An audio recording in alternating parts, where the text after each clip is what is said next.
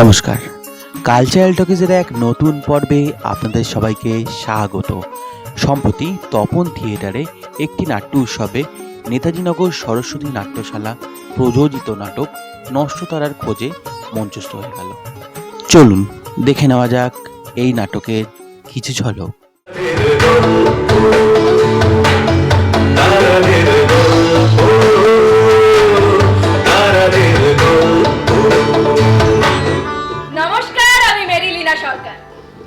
তারাদের গল্প শীর্ষক অনুষ্ঠানে আজ আমরা কথা বলবো এমন একজন মানুষের সঙ্গে, না, তার অভিনয় প্রতিভা নিয়ে আজ আর কারো মনে কোনো সংশয় নেই। তার কাজ শুধুমাত্র বাঙালির মননই নয়, ছাপ ফেলেছে গোটা ভারত তথা প্রতিবেশী রাষ্ট্র বাংলাদেশের প্রত্যেকটি চলচ্চিত্রপ্রেমী মানুষের মনে।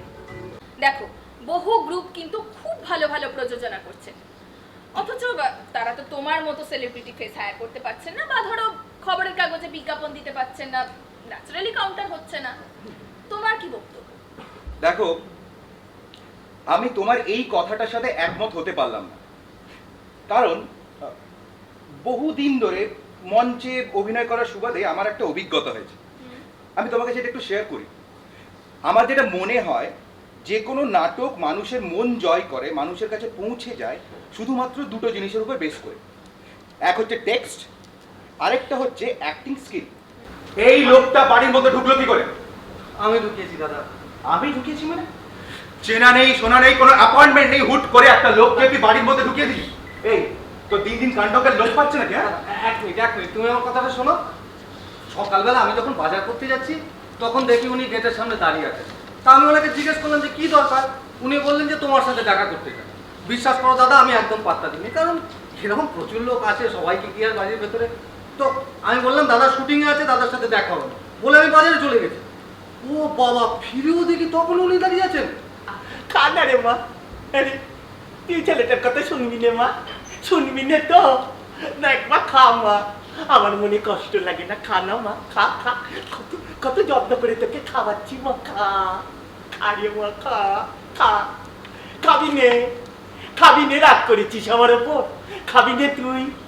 আমি কিন্তু এবার রেগে যাচ্ছি মা, তুই খা মা, খেয়ে নে, খেয়ে নে মা, তুই খাবি নে মা। মা মা, কি রূপ দেখাচ্ছিস মা এই মুক্ত ছেলেটাকে? মা, মা রে মা, ও মা। অসাধারণ মানুদা, অসাধারণ। ছেলেবেলা থেকেই না আমার ভেতরে অভিনয়টা মানে কবে যে মাথার মধ্যে ঢুকে গেল আমি বলতে পারবো না। আমরা 5 ভাই বোনের সংসার, বুঝলে তো? ওই অভাবের সংসার, দিন আনি দিন খাই, যা হয় আর কি। আজকে জুটছে, কালকে জুটছে না, চলছে।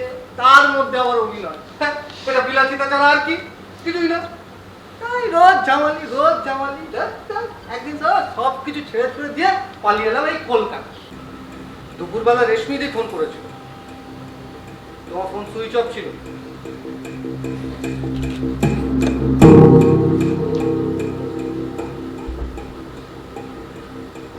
দাদা, তুমি আজ শুটিং এও যাও না। আমি আপনাকে কেন বলবো? আমি আপনাকে কোনো ফলো করিনি। শর্মি কোথায়? কে? শর্মি কোথায়? এইসব আপনি কি বলছেন? আমি সত্যি বুঝতে পারছি। শর্মি কোথায় জানো তুমি? বলো। আমি জানি। বলো। আমি বলছি, আমি আপনাকে বলছি, আমি আপনাকে বলছি, আমি শর্মিকে বলেছিলাম যে ফিল্মে চান্স করিয়ে দেবে, কিন্তু ও কাউকে কিছু না জানিয়ে কোথায় চলে গেছে সেই দায়িত্ব আমার নয়। দায়িত্ব তোমার থাকতো না সম্ভব, থাকতো না যদি না তোমার রান্নাঘরের ক্যাবিনেট থেকে এই ব্যাগটা আমি উদ্ধার করতাম। শর্মি যখন ঘর ছেড়েছিল এই ব্যাগটা সঙ্গে করে নিয়ে বেরিয়েছিল।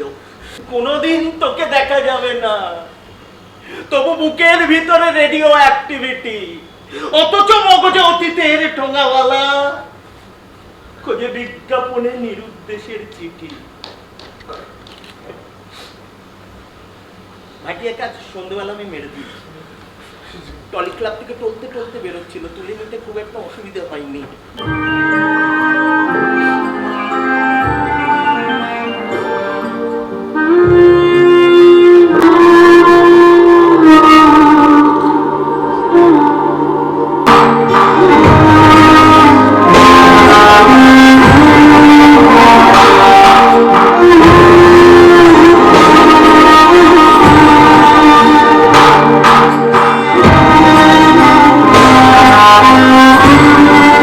নষ্ট তারার গল্প।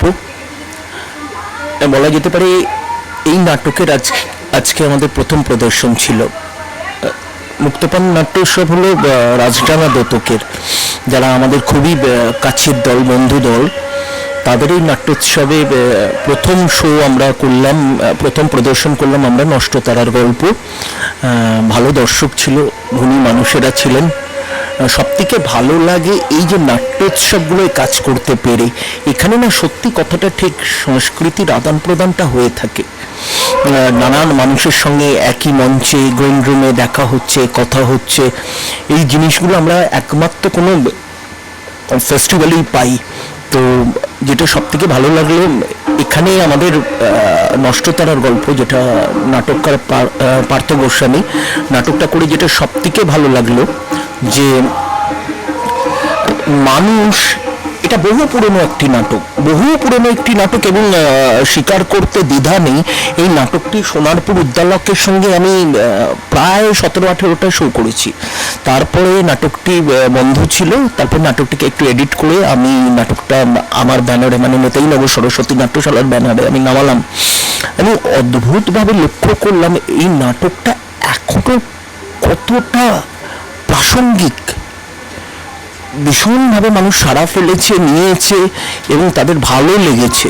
এটাই আমার সব থেকে মানে বড় পাওয়া, বড় ভালো লাগা। যে আর শিল্পী বিতান তো আমাদের সঙ্গে আছেই,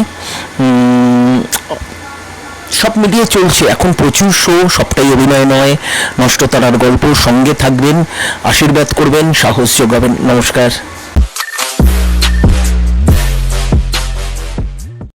নষ্ট তারার গল্প দেখলাম, জয়েসের নতুন প্রযোজনা, খুবই ভালো লাগলো। অত্যন্ত মানবিক সম্পর্কের একটি নাটক, যেটা বাস্তবে ঘটে, সেই ঘটনাগুলো সেটা নিয়ে তৈরি হয়েছে এই প্রযোজনা। খুব ইন্টেন্স একটা নাটক, যেটা এইমাত্র দেখে বেরোলো এবং নাটকের শেষে দর্শকের করতালি শব্দে এইটুকু বুঝলাম যে তাদেরও ভালো লেগেছে। খুব ভালো, ধন্যবাদ। সরস্বতী নাট্যশালার এই নবতম প্রযোজনা দেখলাম, নষ্ট তারার গল্প নাকি, তো অটোমেটিক্যালি নাটকটি খুব ভালো লেগেছে। এটা প্রথম শো হলো এখানে, শুনলাম, মোটেও মনে হয়নি এটা প্রথম শো। বিষয়বস্তুর দিক থেকে খুব বাস্তব একটি গল্প নিয়ে ওরা কাজ করেছেন। এইভাবেই ছেলেমেয়েরা আসে এবং হারিয়ে যায়, এবং তাদের পেছনে এরকম আইনটাকে হাতে তুলে নেওয়া আজকে বড় বোধহয় মনে হচ্ছে জরুরি হয়ে পড়েছে। যখন চারিদিকে সময়টা বড় নষ্ট, সেই সময়ে দাঁড়িয়ে এই নাটকটা খুব আমার কাছে প্রাসঙ্গিক মনে হয়েছে, এবং হয়তো ভবিষ্যতে আমাদের সবাইকে রাষ্ট্র এবং রাজ্যের যে অবস্থা চলছে সেখানে দাঁড়িয়ে হয়তো আমাদের আইনটা হাতে তুলেই নিতে হবে। জয়েশকে, সরস্বতী নাট্যশালার সবাইকে আমার অসংখ্য ধন্যবাদ। খুব ভালো নাটক হয়েছে। নমস্কার। ভীষণ সুন্দর, ফার্স্ট শো হিসেবে ভীষণ ভালো লেগেছে, ভীষণ ভালো। এরপরে তো আরো ভালো লাগবে। প্রত্যেকটা নাটক কিন্তু একটা করে বার্তা পৌঁছে দেয়। কোনো নাটক যদি বার্তা পৌঁছতে না পারে তাহলে সেটা নাটক নয়, শুধুমাত্র উপাদান আর কি, আনন্দের উপাদান আর কিছু এন্টারটেনমেন্ট। তো আমি এন্টারটেনমেন্টের দিকে কোনোদিন যাইনি। আমি অ্যাজ এ হোল এন্টারটেনমেন্ট থাকবে, তার সাথে কিছু বার্তা যাতে মানুষকে দিতে পারি সেটা থাকবে। আর নিজের নাটক হিসাবে ন্যাচারালি আমি খুব মানে রোমাঞ্চিত হচ্ছিলাম যে আমার লেখা যে সংলাপগুলো একটা অন্যান্য চরিত্ররা বলছে, আমি খুব রোমাঞ্চিত হচ্ছিলাম। আরেকটা কথা যেটা, সেটা হচ্ছে প্রত্যেক নাটকে তো প্রত্যেক দিন জন্ম হয়, আর তার প্রত্যেক দিনই তো সেই নাটকটা মারা যায়।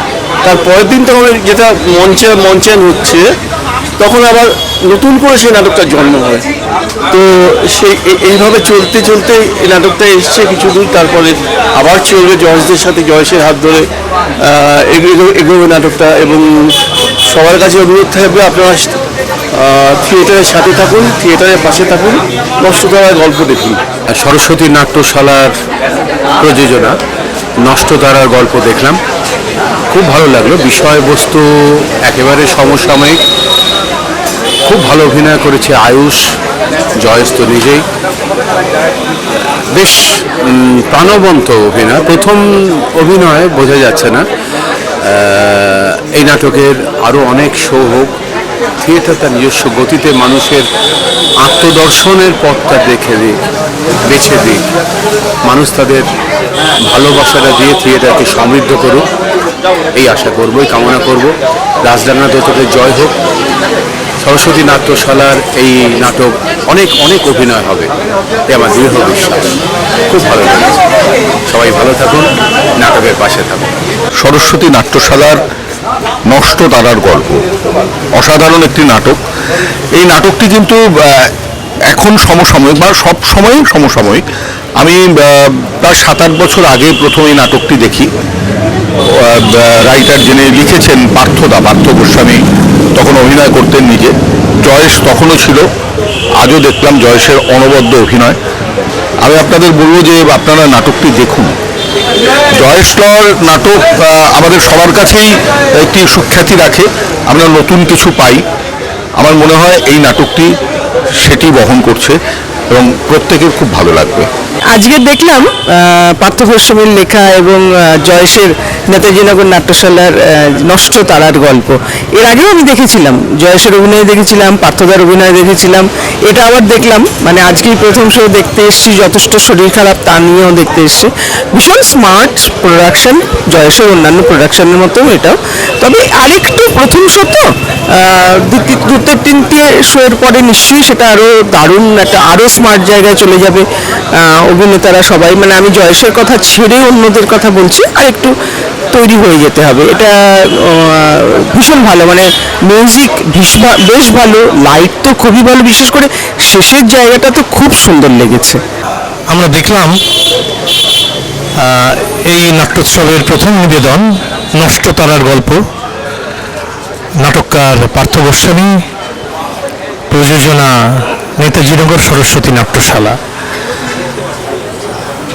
আমার দেখতে দেখতে একটা কথা বারবার মনে হচ্ছিল যে নাটক তো সিসমোগ্রাফারের কাজ করে, অর্থাৎ দূর থেকে দেখতে পায় যে ঘটনা ঘটতে চলেছে